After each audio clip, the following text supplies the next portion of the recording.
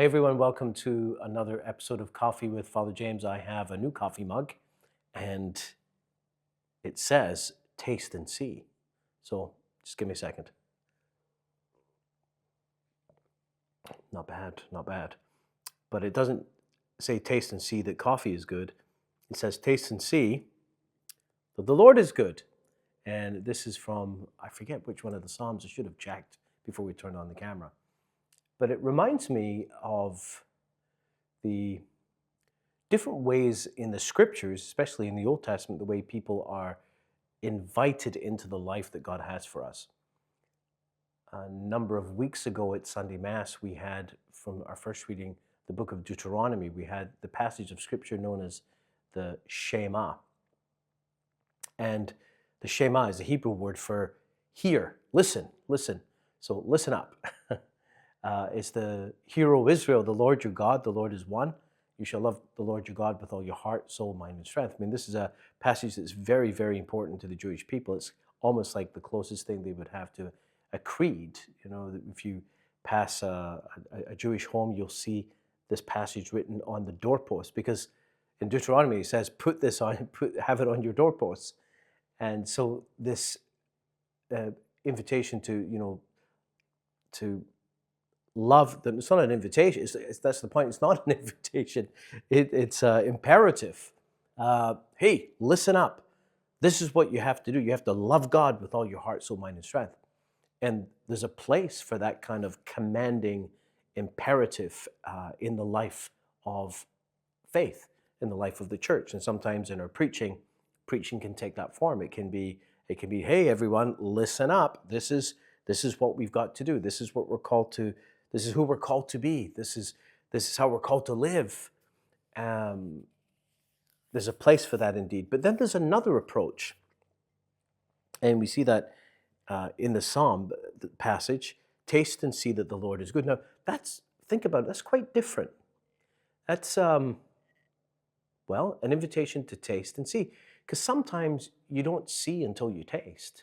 I mean, you can hear all the listen up lectures that you want, and we can be told about what we're supposed to do and what we should be like and what's good for us. And it's like, yeah. I mean, there's a certain level of which intellectually I might be convinced, but it doesn't change my behavior, does it? It doesn't change maybe down here in my heart. And I think that's sometimes the problem with only using the imperative, calling people to a certain way of living. Inviting people to taste and see, well, that's quite different. And in many ways, I think that was the way of Jesus. In John's Gospel, Jesus said to two men who would become his first disciples, they said, where do you live? And he said, come and see, come and see. Come and see, taste and see. It's experiential. Come and experience this and see the difference that it brings. There's a place for both, listen up, and a place for taste and see. In our parish over the last couple of months, we've done a bit of both of that. We've done some listen up stuff. We talked over Advent. We did a preaching series on ostensibly the call to be a community, the call to grow as a caring community, as a community which welcome people, a community that help people grow spiritually. And in some ways, it was kind of a proclamation of, what is God calling us to be? What kind of church is God calling us to be? But I think the deal is only sealed when we move to a taste and see.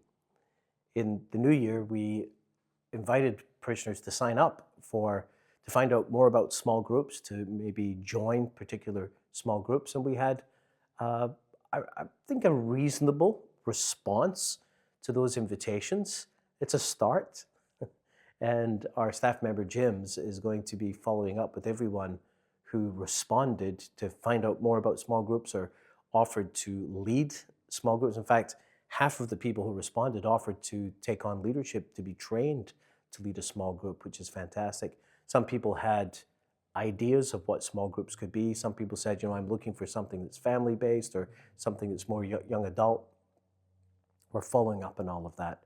So I just wanted to, in a sense, report back to you after all those weeks casting vision about what that could look like and giving a perhaps a theological uh, reason for why we should do these things, that we are following up. And at the same time as we have the small group system slowly emerging and coming into existence, we also are running 3 alphas right now. And alpha, as I mentioned, is a great way to initially experience what small groups are, because although alpha begins with a meal and a talk, you move into a small group and you're with the same group over 10 weeks. And I'll tell you, by the end of those 10 weeks, people have become friends. There's a sense of friendship and connection that happens. It's a great way to taste and see. And we have 3 alphas right now. We've got over 40 young people doing youth alpha. We've got between morning alpha on Tuesdays and evening alpha on Thursdays, we have about 40 guests. So I'm thrilled about that. You think about it, alphas, small groups emerging, whether it's Monday Night More and the group of folks who are in the journey to become Catholics at Easter Vigil and others who are joining them. There are many more people coming forward in showing an interest, for instance, in the men's group. So here's ultimately where I find myself as pastor. I'm I don't know if you've ever watched a pot of water boil. Now, it's not the most exciting thing, at least at first. It's kind of boring because nothing seems to happen. But then ever so slowly, a little bubble comes up. Bubbles start coming up before it goes into a boil. And eventually, of course, when it boils, it will overflow. Well, our call is to be a community that overflows in faith and charity. We said that in our mission statement, that we are called to form disciples who make up to make disciples who form a community that overflows with faith and charity. That's it. I think I got it right.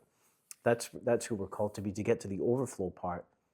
Now, we have the occasional splash over the side, but we've got a ways to go before we get that overflow. But the bubbles are starting to come up. That's how I feel. It's very, very exciting. And I just want to finish this message by saying thank you to all of you who responded. We are underway. The journey to become the parish that God is calling us to be and inviting us to be is happening. So thank you for your part in it. And please let us continue to give our yes to the Lord. Take care and God bless.